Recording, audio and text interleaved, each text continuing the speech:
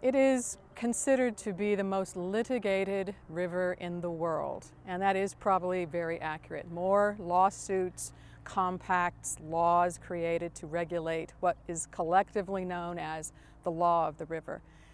There's probably 13 to 15 major laws that have spanned the whole 20th century, really, up until the present time, that talks about who gets how much of its water and who can take it, how much every year, how to share it, and our relationship with Mexico and the water as well. The Colorado River is about 1,450 miles long. It's not the longest river in North America by any means, nor does it have the most flow. It's probably about number 7 in terms of size. But it drops 8,000 feet or so from its source in the Rockies, and it used to flow all the way down to the Gulf of California, reaching the ocean. It doesn't reach there very often anymore. On only rare occasions does it get that far. There are 7 states in the United States that depend on the river, and 2 in Mexico. So you have Wyoming, which probably has the least amount of water, but it also has most of the source tributaries, along with Colorado, and Nevada, Utah, New Mexico, and Arizona and California. The basic water law in the West is what we call the law of prior appropriation. It differs from riparian water law, which is in most of the rest of the United States, where water rights are connected directly to land. And if you have land that has water, then you have a right to that water. If you sell land, you sell that water. You can't sell the water without selling the land that's attached to it. But there's just not enough water out here to have the law operate that way. So the miners, very early in Western history, in the early 1800s, coming to California, made up their own sort of agreements with each other. Whoever got there first got the water. They had the right to direct it wherever they needed it. And sometimes that's a very long way, a long distance that you have to send water to where it's needed. So this law of prior appropriation, as it evolved over a few decades, becomes law, which basically comes down to first in time, first in right. If you get there first, you have the most water. Whoever comes next gets what's left over. But there's one caveat to that law, and that is the caveat of beneficial use. You have to put your water to beneficial use to have a right to it. In other words, people can't simply get to a river and claim it and not use it. So if you're using it for some beneficial purpose, then you got there first, then you have the right to that water. Well, all of us here in the Colorado River Basin, or watershed, and we're talking about somewhere between 35 and 40 million people now in the United States and Mexico as well. We all depend on the Colorado River as our basic water source. There is groundwater, there are other rivers, but most of the rivers in this area are simply tributaries that are part of the Colorado River indeed. And we need it for everything. We need it for municipal use, to drink. We need it for our houses, we need it for our industry, we need it for mining. And most importantly, and the biggest water user out here, is still agriculture. We can't grow anything without it. The land is very fertile and the growing season is very long. So it's a good place to do agriculture, even though it's ironic, it's a desert. But you have to bring water here. And that is the reason why we use the Colorado. It's how it was first seen as an important source, and this whole region was first settled because people recognized that they could tap the Colorado River and redirect its flow, bring the water to the desert. The federal government regulates the operations of the dams. There are 7 major dams on the mainstream of the Colorado River and a dozen or so others on its tributaries. And the Bureau of Reclamation, which was formed very early in the 20th century as part of the Reclamation Act of 1902, is a body within the Interior Department that is in charge of overseeing dam operations up and down the river. They also operate some dams on other rivers as well, but the Colorado River is almost exclusively the Bureau of Reclamation's domain. So that's where the federal government gets involved.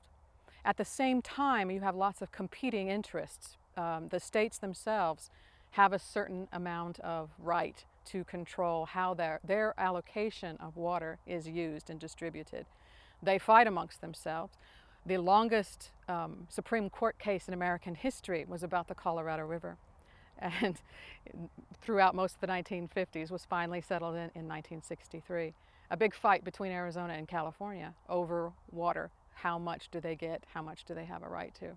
There had been a few lawsuits prior to that time by Arizona against California. The major argument was that California believed, hoping to get as much water as possible, California believed that they were entitled to more than their 4.4 million acre share. That's how we measure the water out here in terms of how much water can cover an acre of land a foot deep. It is the largest share of the river, but they believed they were entitled to more, and that certainly Arizona was not entitled to a full 2.8 million acre feet.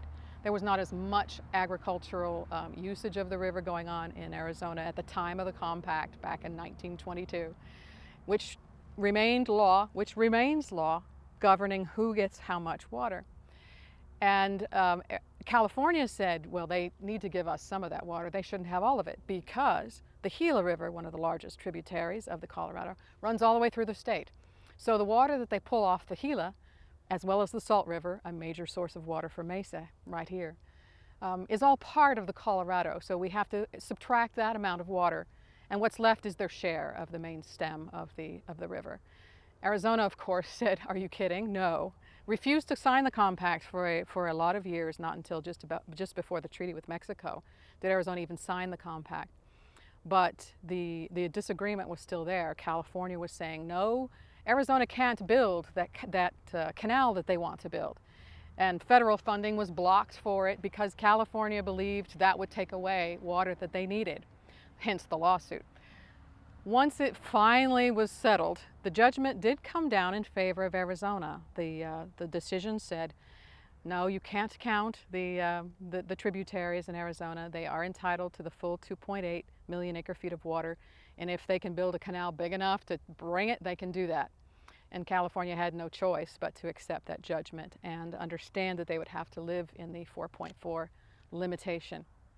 But what happens after that is interesting. As soon as the decision is made, of course, Arizona starts thinking, okay, let's build a canal, but you have to have federal funding for a project that large. So they tried to find funding in Congress for it, and at that point, California once again worked to block funding.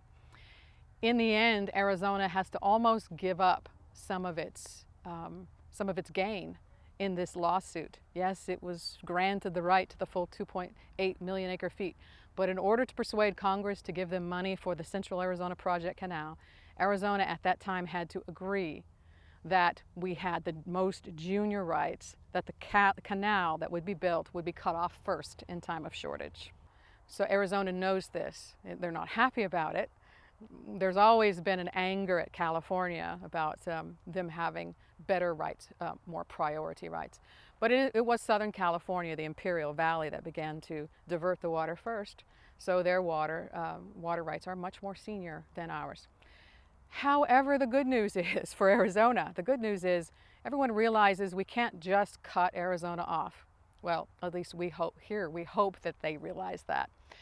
But in the research for my book, I found lots of examples of attempts to make agreements about sharing shortages. It's not been an easy thing to do. But just this last November, 2012, there has been some progress. We give Mexico about 1.5 million acre feet, and that's a treaty between the United States and Mexico.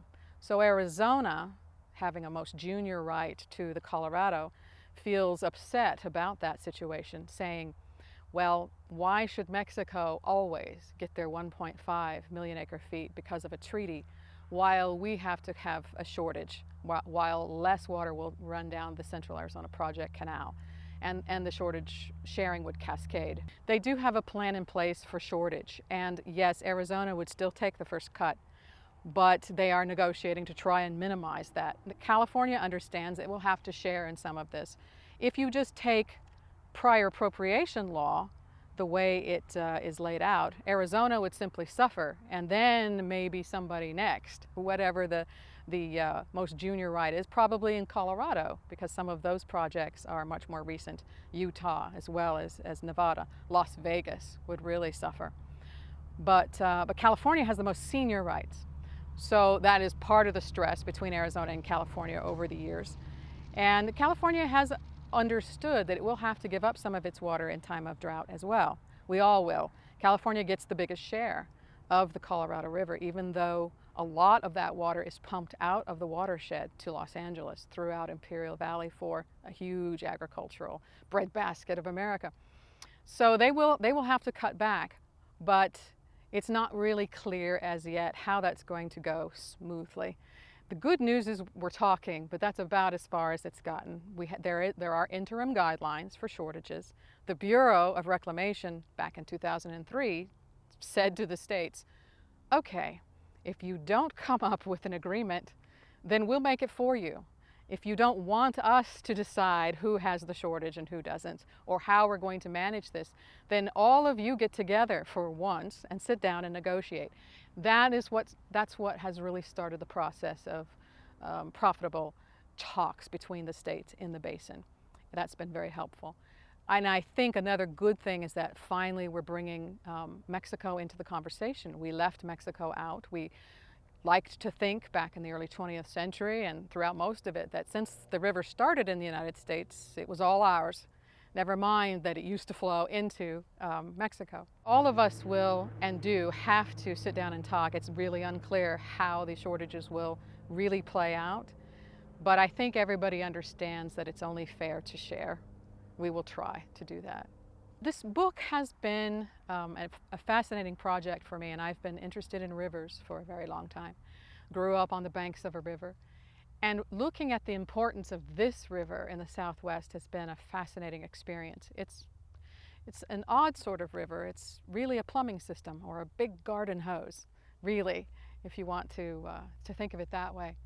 We have put lots of straws into it to tap the water, so that's been a fascinating story. So its experience, its story over time, the human relationship with that river, can provide a microcosm, I think, of a very much larger picture of the human relationship to the environment. We have no choice here in the Southwest. We have no choice but to figure out how to create a sustainable relationship with the Colorado River. Without the Hoover Dam, we wouldn't be here. Without the canals that bring the water to us, we wouldn't be here. This is a desert. Oh, there would be a few people here, but not all of us, certainly. The great megalopolis that has grown here in Phoenix and Los Angeles, all of those areas wouldn't have the growth that it has if we don't pay attention to the importance of using the river in a more sustainable way. That's been a huge challenge. And I looked at 100 years of a river's history, and I've only seen some real hope toward the end of that 100 years and then beyond. And the 21st century, we're starting to pay attention. It's almost crisis before we actually look for reasonable solutions. But looking at the whole picture, looking at the whole history of the river, helps us understand, yes, why we exist the way we do here in the Southwest. It also helps us understand the role of rivers, surface waters in arid regions in other parts of the world. But it also gives us a larger picture, a piece of a larger picture of how humans relate to the environment and the stresses and strains that come along with it, the political fights that hamper creating a sustainable relationship, all of the barriers that stand in the way of making better use of our natural resources. And we can look at what didn't work, plenty of that, but we can also look at what did work and what is working now and what kind of changes we can make. I think it can be a fabulous example for river watersheds throughout the world.